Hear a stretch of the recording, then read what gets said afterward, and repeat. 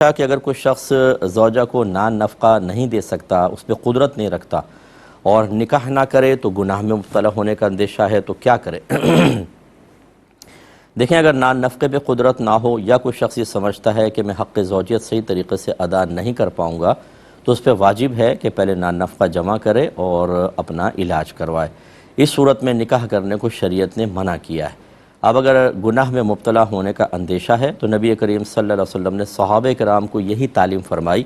حضرت عبداللہ بن مسعود رضی اللہ تعالیٰ عنہ ارشاد فرماتے ہیں کہ ہم کچھ نوجوان تھے، سرکار کی بارگاہ میں حاضر ہوئے تو سرکار نے ارشاد فرمایا کہ اے نوجوانوں، تم میں سے جس سے ہو سکے وہ نکاح کر لے، کیونکہ نکاح نگاہوں کو جھکانے والا اور ستر کی حفاظت کرنے والا ہے، اور جو اس پر قدرت نہیں رکھتا تو وہ روزے رکھے، کیونکہ روزہ شہوت کو توڑ دیتا ہے۔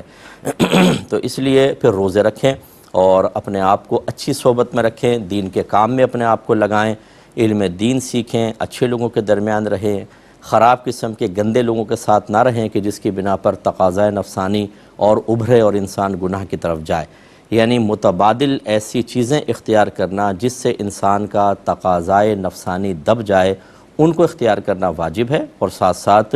آپ ارننگ بھی اپنی بڑھائیں۔ میں اسی لیے نوجوانوں سے اپنے جمعے کے بیانات میں بھی گزارش کرتا ہوں کہ جب آپ پڑھ رہے ہوتے ہیں اس وقت آپ بعض اوقات بے پرواہ ہو جاتے ہیں، کبھی لڑکیوں سے دوستی کی طرف لگ گئے، کبھی کبوتر بازی، کبھی ویسی آوارہ گردی۔ اس کے بعد جب پھر شادی کا موقع آتا ہے تو گھر والے کہہ دیتے ہیں کہ بھی 5 لاکھ جمع کر کے دو یا 10 لاکھ دو تو تمہاری شادی ہوگی، ورنہ نہیں ہوگی۔ اب نہ وہ 5 لاکھ جمع ہوتا ہے نہ شادی ہوتی ہے، پھر کہتے ہیں جی ہمیں جاب نہیں مل رہی، مسائل ہو رہے ہیں، ہم گناہ میں مبتلا ہو رہے ہیں۔ تو جس وقت آپ کو کچھ کرنا چاہیے تھا وہ وقت آپ نے ضائع کیوں کیا؟